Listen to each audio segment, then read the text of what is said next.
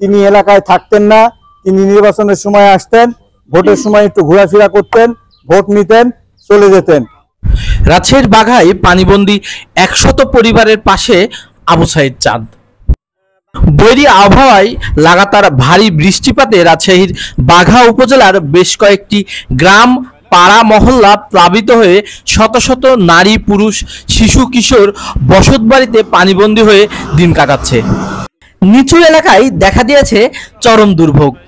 নেই গবাদি পশুর খাবার, নেই রান্না করার মতো জায়গা, আর এদিকে ছোট ছোট বাচ্চাদের নিয়ে আছে চরম নিরাপত্তাহীনতায়।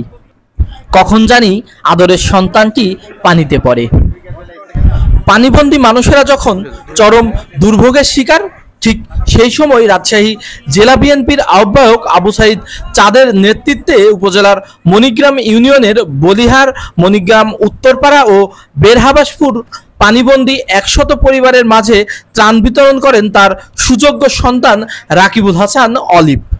এ সময় তিনি পানিবন্দীদের দুয়ারে দুয়ারে ঘুরে তাদের দুর্ভোগের কথা শোনেন। ওখান থেকে দেখেছে, খোঁজ নিয়েছে যে যারা ডুবে আছে, এই ডুবা মানুষদের দুঃখ দুর্দশার কথা চিন্তা ভাবনা করে উনি হলো তার ছেলেকে দিয়ে ত্রাণ সহযোগিতা পাঠাইছে।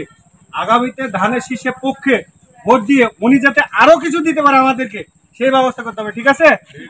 আমাদের পানির সমস্যা, এমন 3 মাস থেকে আপনার পানি হলো জমে আছে। 3-4 মাস বাচ্চাদের স্কুলের পাঠানোর সমস্যা, আমাদের ছোট বাচ্চা আছে, ডুবে যাবে এরকম একটা ভয়, ফেরার সমস্যা।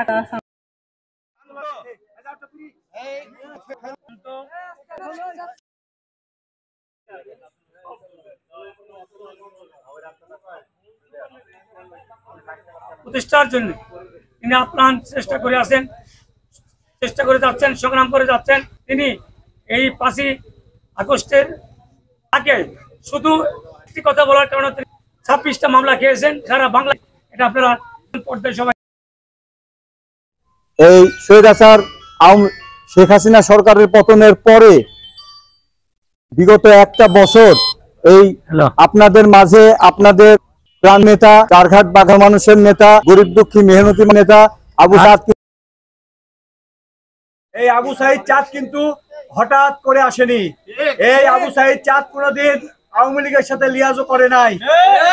অনেক নেতা দেখছেন এখন এই বাঘা চারঘাটের সংসদ সদস্য হওয়ার জন্য আসছে। বিগত দিনে তাদের নামে কোনো মামলা হয় নাই, তারা কোনো আপনাদের পাশে এসে দাঁড়ায় নাই। তারা দেখবেন আওয়ামী লীগের সাথে লিয়াজও করতো, কেউ রাজশাহী শহরে, কেউ ঢাকা শহরে থাকতো।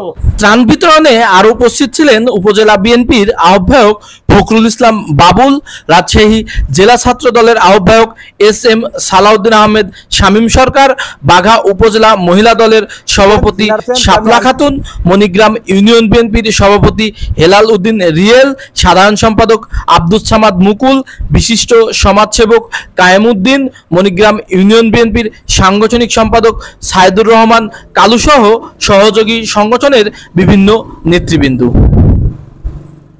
সুব্রত কুমার, বাঘা নিউজ 24, বাঘা, রাজশাহী।